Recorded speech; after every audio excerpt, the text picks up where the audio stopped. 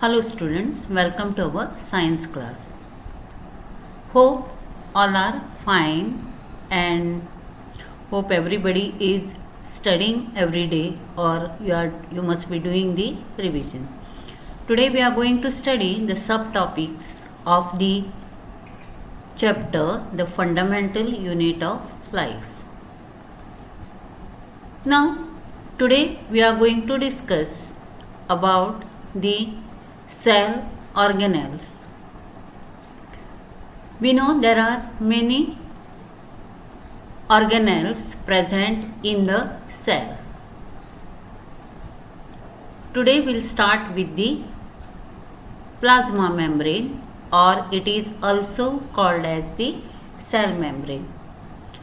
In this figure, this is a cell, right?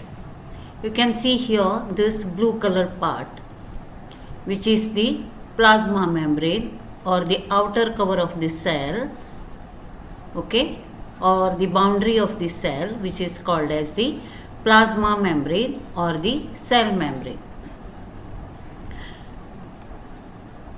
Now this cell membrane is the outermost covering of the cell. Since it is the outer covering, it separates the content of the cell from its external environment. Okay? Not only that, it allows the entry and exit of some materials in and out of the cell, since it is the outer cover. Okay? It also prevents the movement of some other material. Okay, that's why it is called as selectively permeable membrane. Alright, now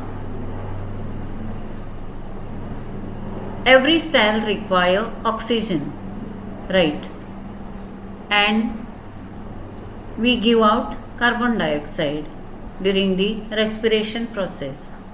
So here carbon dioxide and oxygen can move across this cell membrane by diffusion process.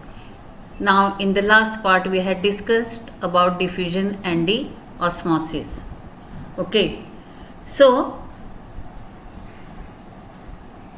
and the water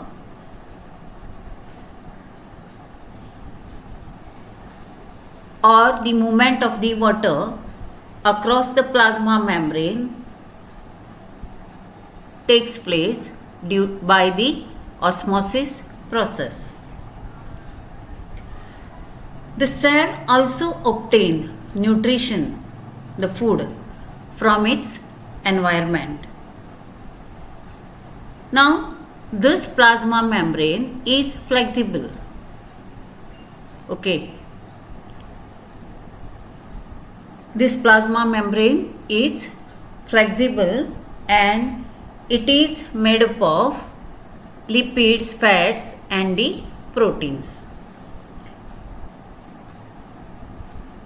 We can observe this plasma membrane only through the electron microscope. Alright, but sometimes this flexibility of the plasma membrane helps the cell to engulf or to take food and other material from its external environment, and this process is known as endocytosis. Okay. Normally, amoeba takes its food by this process. What is that process? The process is known as endocytosis. Now, next part which we are going to study is the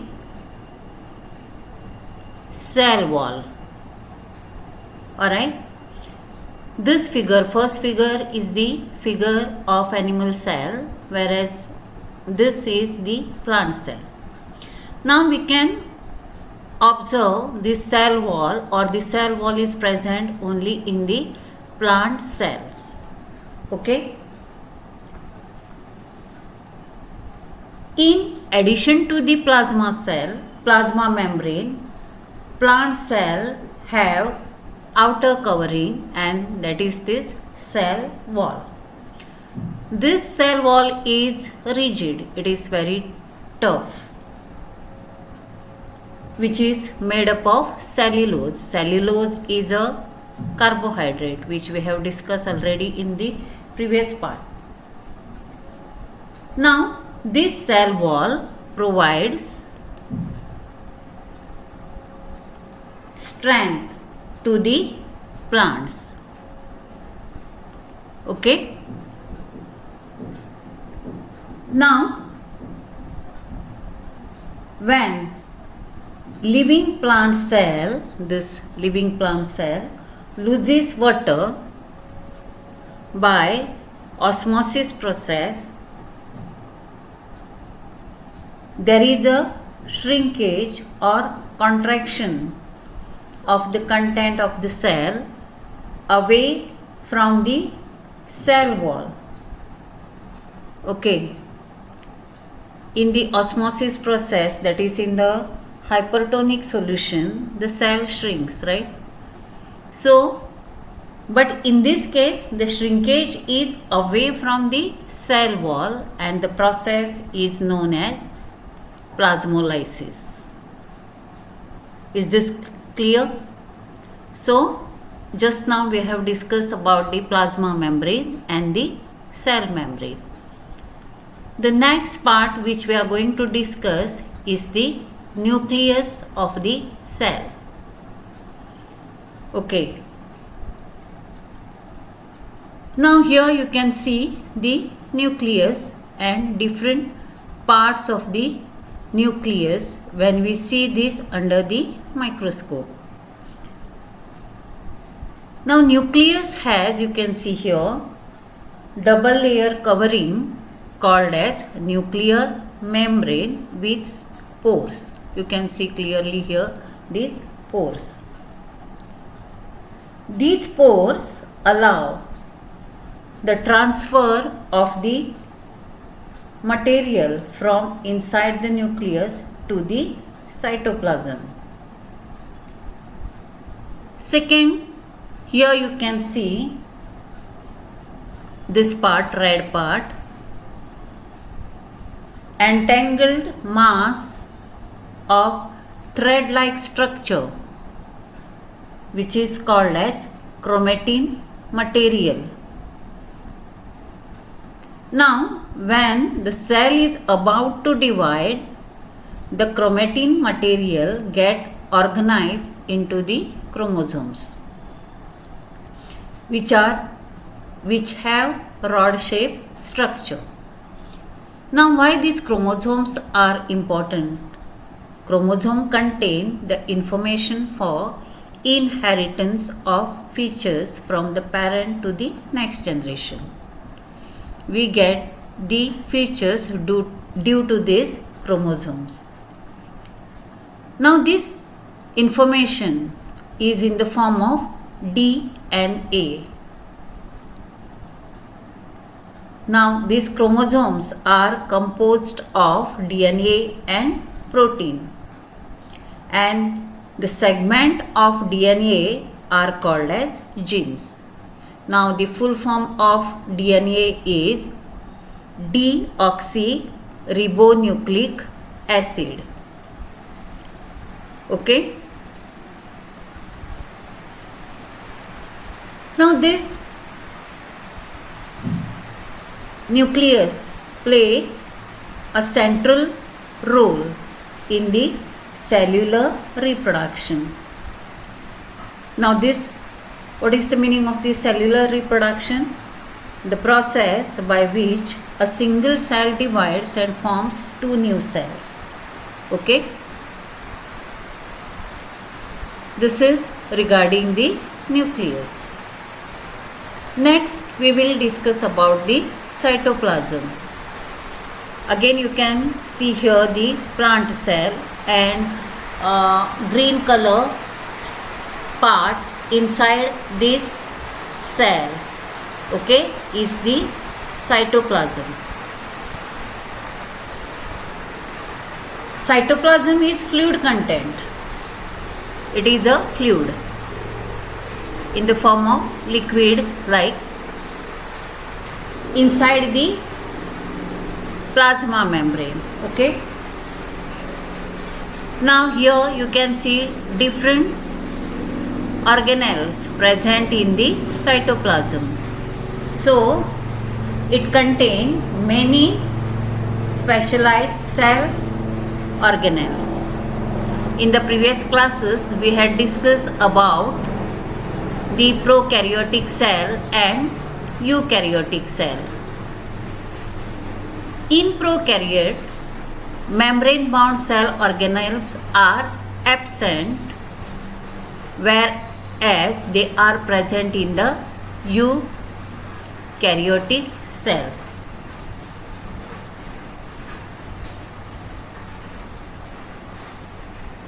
Now, there is an importance of the membrane for the cell. Okay. Why? Because